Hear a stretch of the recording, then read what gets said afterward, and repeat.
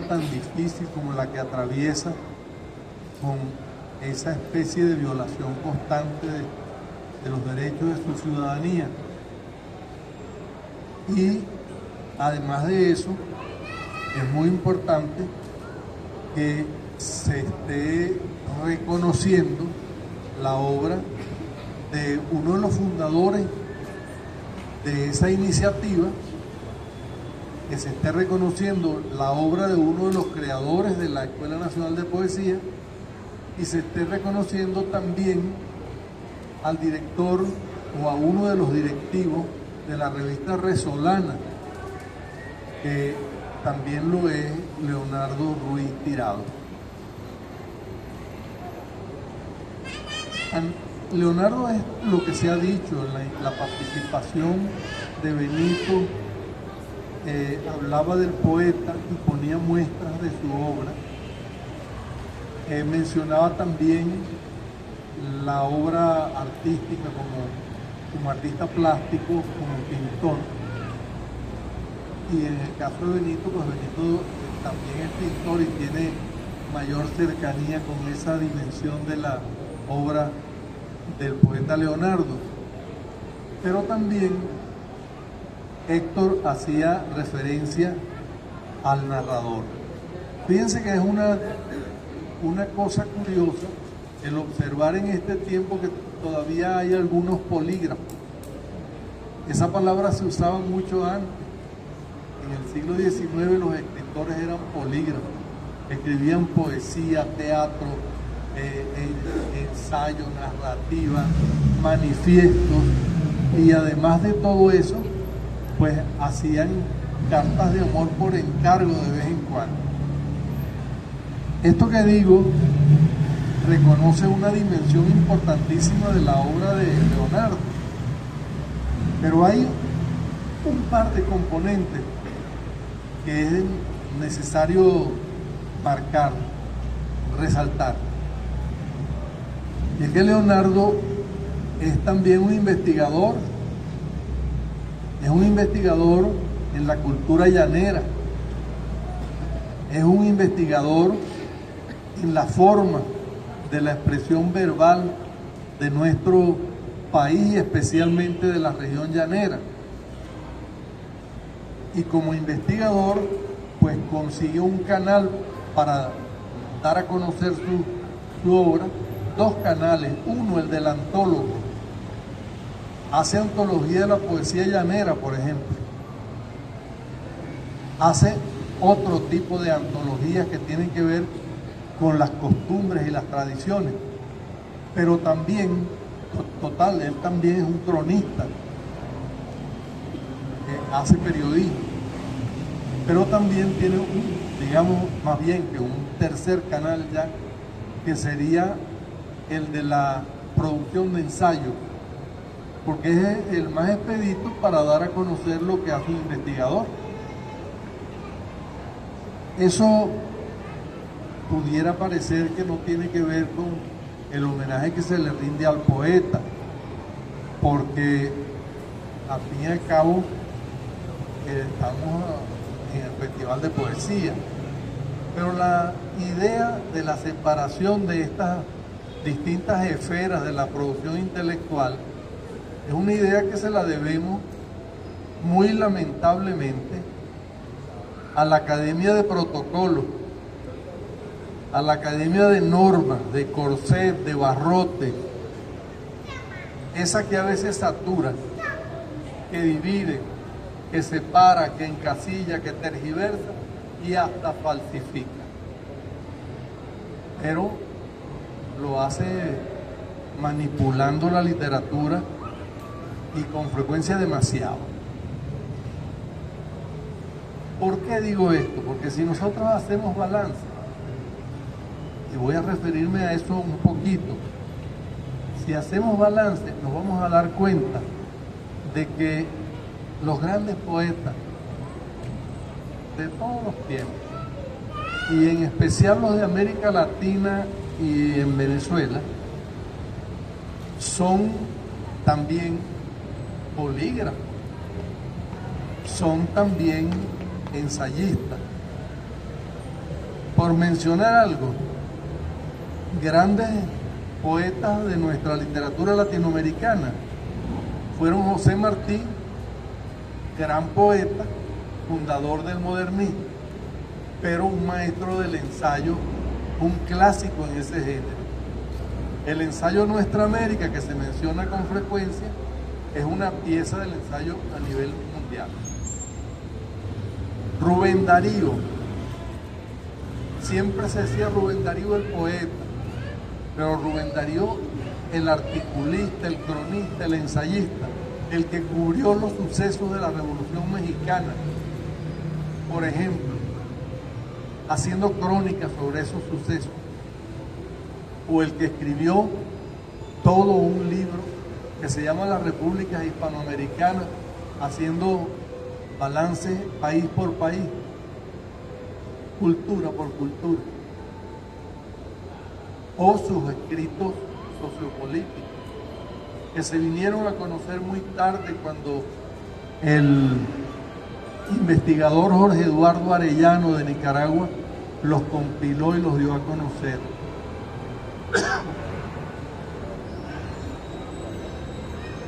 César Vallejo, cuya obra periodística y ensayística se conoció muchísimos años después de su muerte, porque casi toda se publicó en francés originalmente, y fueron mi compadre Enrique Bayón Aguirre el que preparó el tomo de Vallejo para la Biblioteca Ayacucho, el que recogió entonces los ensayos y artículos de Vallejo.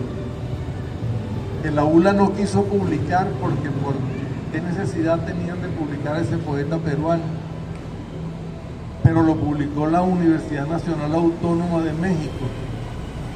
Apenas lo vio que le hicieron la propuesta. 2 grandes volúmenes de unas 500 páginas cada uno.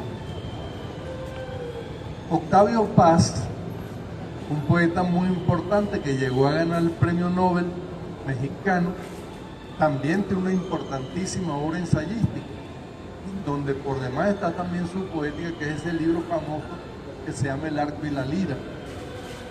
Jorge Luis Borges, que se solazaba escribiendo un ensayo sobre el lenguaje de los argentinos, por ejemplo. El gran maestro cubano José Lezama Lima, que hizo ese precioso libro, entre otras cosas, que también son ensayos importantes, ese precioso libro que se llama Imagen y Posibilidad. Especialmente importante para lo que vamos a comentar, porque imagen y posibilidad son las funciones de la poesía y del ensayo. Y en Venezuela, poetas de la primera parte del siglo, por ejemplo, como Carlos Augusto León, que hizo un ensayo memorable que dio a conocer al poeta Ramos Sucre, que es una de las glorias poéticas de Venezuela. Fernando Paz Castillo, que tiene toda una serie de volúmenes sobre los escritores venezolanos y reflexiones sobre la poesía también. Tiene el caso de Eugenio Montejo, el de Juan Calzadilla, el de Armando Rojas Guardia, entre otros muchos más. Entonces fíjense que el ensayo acompaña la poesía en el caso de la producción de cada uno de estos grandes poetas que he mencionado, pero en casi todos los poetas hay una reflexión sobre su oficio.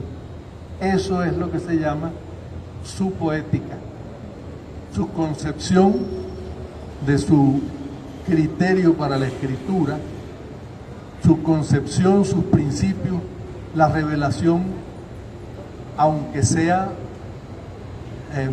digamos, velada, la revelación de su idea de la poesía, su particular idea de la poesía.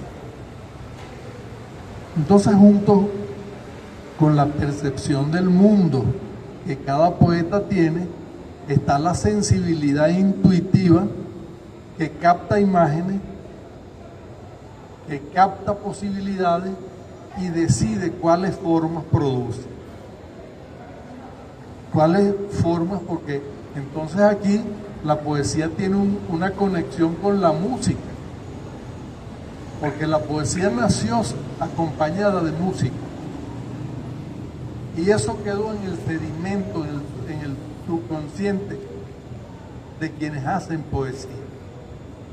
Entonces, cada poeta reencuentra ese vínculo en la sonoridad de las palabras, encuentra ese vínculo en el ritmo de la expresión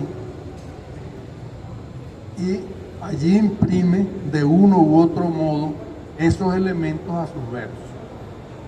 Siempre hay un componente sonoro y musical, armónico, en el discurso poético. Si hay algunos que son curiosos, aquí yo veo algunas personas que estudiaron letras, saben que hay una disciplina que se llama la fonoestilística, que se ocupa de esos aspectos que estoy mencionando. No obstante, el poeta, mientras que hace todo eso, discurre, piensa, construye una base reflexiva, que es su razón sensible, que otorga densidad y profundidad a su poética. Quien no puede percibir eso, no puede sintonizarse con la poesía. Cuando nos damos cuenta de eso de una manera consciente, entonces damos en el clavo, decir, bueno, ¿hacia dónde va esta producción poética? ¿Cuáles son los principios? ¿Cuáles son los criterios? Y comienzas a entenderlo en relación con el mundo en que vives, con las cosas, con la gente, con los comportamientos, con los imaginarios sociales, con la cultura. Y vemos entonces cómo esa pieza que es la producción poética encaja, funciona y dinamiza la actividad cultural y se mete en la historia y se mete en la política y se mete en todos los rincones donde se le ocurra al poeta entrar o salir. De modo que ahí tenemos una dimensión que le da la perspectiva fundamentalmente humana que tiene la poesía. Yo hablo de esto, que encontrarse con esto es encontrarse con cómo pensó Leonardo su poesía, desde dónde la pensó, con cuáles referentes la pensó. La pensó solamente con los referentes de la poesía que él ha leído, los poetas que él ha tenido posibilidad de conocer en una familia de intelectuales, de escritores. No, porque Leonardo también tuvo el oído para darse cuenta de los sortilegios que tiene la oralidad popular y ha escrito sobre eso, y en sus libros hay capítulos diversos sobre esos aspectos que estoy mencionando, que tienen que ver con la sonoridad, con la musicalidad, con la rítmica del habla, por ejemplo. Estos componentes yo los destaco porque algo de eso luego se filtra en su poesía, y por eso el primer texto que leía Benito tiene un componente rítmico y musical muy peculiar que está tomado del habla, es coloquial. Eso explica cómo funciona ese tipo de poesía. Entonces, hablar de estos aspectos, que yo no voy a hacer una exposición muy detallada respecto a eso, es muy importante porque es comprender la importancia de eso, que es la producción poética de Leonardo Ruiz Tirado en el horizonte de la expresión literaria contemporánea en Venezuela, pero en diálogo con todo lo demás que mencioné. Para mí no es tan fácil porque conozco a Leonardo desde hace muchos años, cuando andábamos por los 20 y tantos, y de eso han pasado unos cuantos ya. Él tendría unos 25 años o 22 años y yo unos 30 y tantico, quizás 32, algo así. Entonces hablar de los amigos es muy difícil cuando se trata de hacer juicios valorativos. Es muy difícil porque uno tiene una confesión de parte, que es la sensibilidad afectiva que lo vincula a uno con esa persona.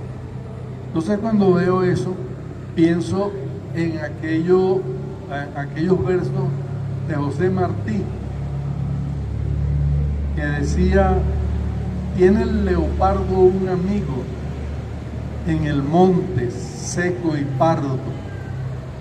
Yo tengo más que el leopardo porque tengo un buen amigo.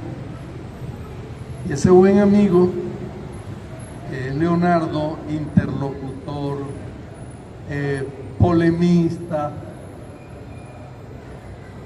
inquisidor, en el mejor sentido del término, de estar preguntando cosas siempre y poniéndolo a uno sobre ascuas. Ese amigo es un poco eso que Martí decía de lo que era para él la amistad. Decía que era crisol de la vida. Ahí la amistad se activa, ahí en la amistad se activa la vida. Entonces descubrimos el ánimo, el entusiasmo, las curiosidades, el afán de querer hacer algo, porque se consigue el estímulo, el empujón necesario. Por eso decía también Martí que no se pueden hacer grandes cosas sin grandes amigos. Entonces Leonardo, al que estamos haciendo referencia en este caso como el ensayista, es entonces un autor que se ocupa de muchas cosas en toda su escritura. Su escritura no es un compartimiento cerrado en cada caso, la poesía, la crónica, la narrativa, el ensayo, sino que es un todo articulado que revela un modo de pensar. Es el sujeto mismo, es el sujeto social que se encuentra. Él lo decía en una entrevista hace unos días en Caracas. Decía: el lenguaje es la dimensión social primera que tiene el ser humano. Eso podría verse como muy comprometedor, pero es estrictamente cierto. El lenguaje existe para mí en la medida que existe para todos ustedes y que tenemos el mismo código a través del cual nos podemos entender y reconocernos, por ejemplo, como venezolanos, y reconocer a uno que es de Zulia o a uno que es de Táchira.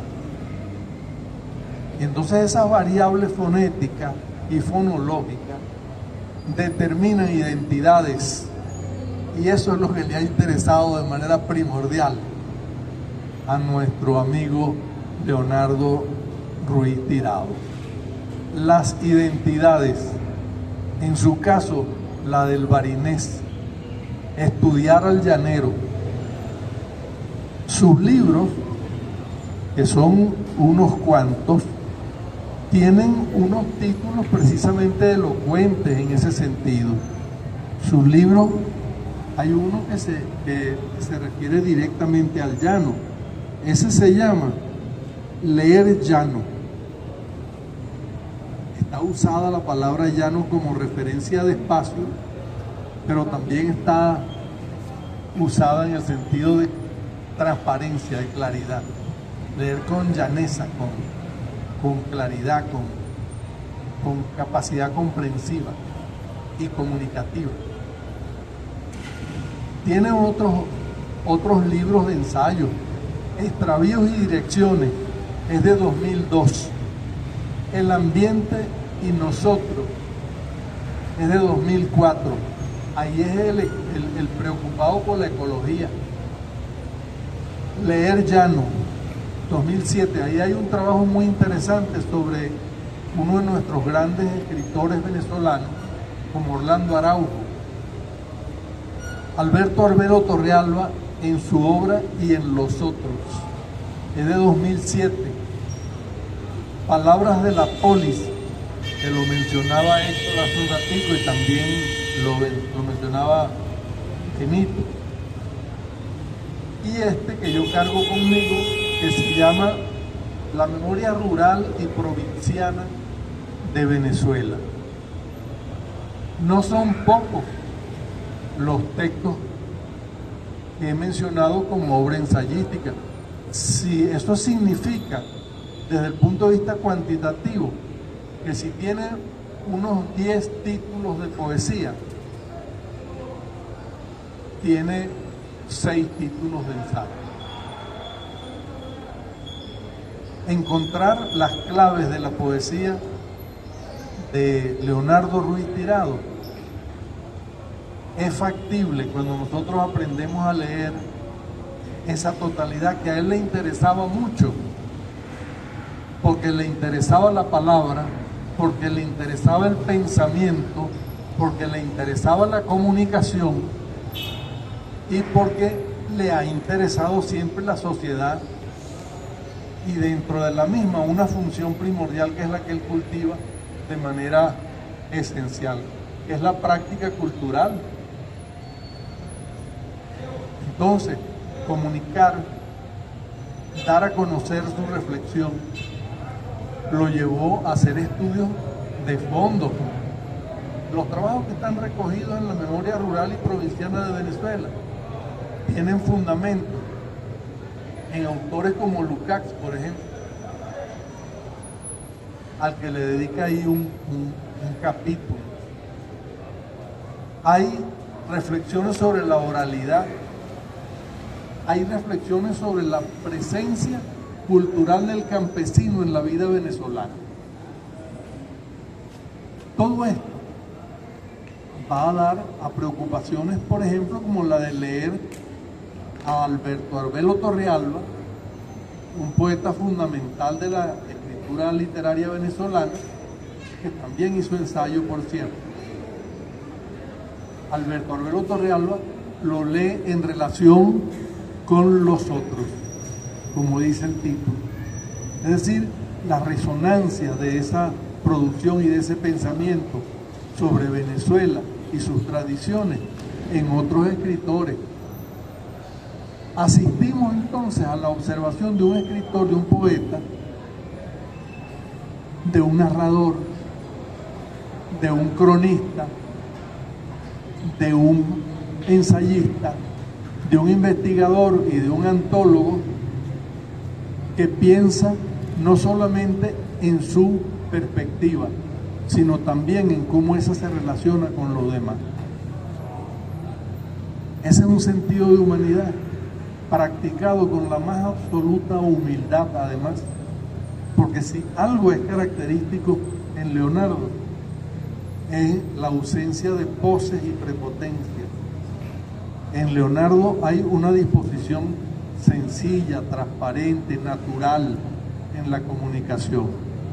Eso se agradece como lector, se agradece como escucha de sus lecturas, se agradece como quien atiende unas ideas y se agradece también desde el punto de vista de la información que nos transmite.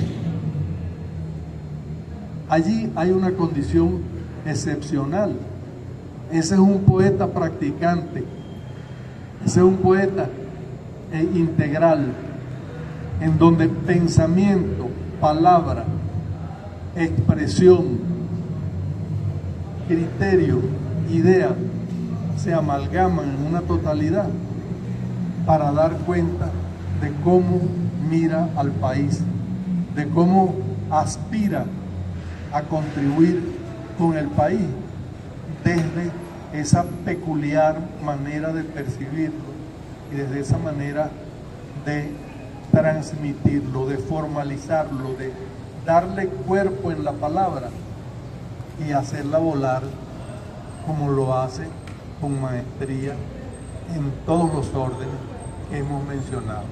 Por eso se merecía el homenaje del 18º Festival Nacional de Poesía. Por eso queríamos acompañar ese homenaje. Cuando nos lo propusieron, no vacilamos en aceptar, porque nos parecía un acto de justicia y un necesario modo de reconocer a un intelectual que ha hecho su vida principalmente en las regiones de provincia del occidente del país. Ha estado en Mérida, donde vivió un tiempo importante, ha estado en Barinas, donde también pues, ha hecho toda su trayectoria. Allí fundó un museo, que fue el Museo del Llano. A mí se me estaba olvidando mencionar al promotor cultural que él es. Pero quiero hacer un homenaje también en este que rendimos a Leonardo, a Ana María, porque Ana María de algún modo fue el factor de estabilización desde el cual Leonardo se centró en sí mismo para producir la obra orgánica que ha aportado para el país y que se merece, con todos los merecimientos del mundo, ese reconocimiento. Muchas gracias. Muchísimas gracias.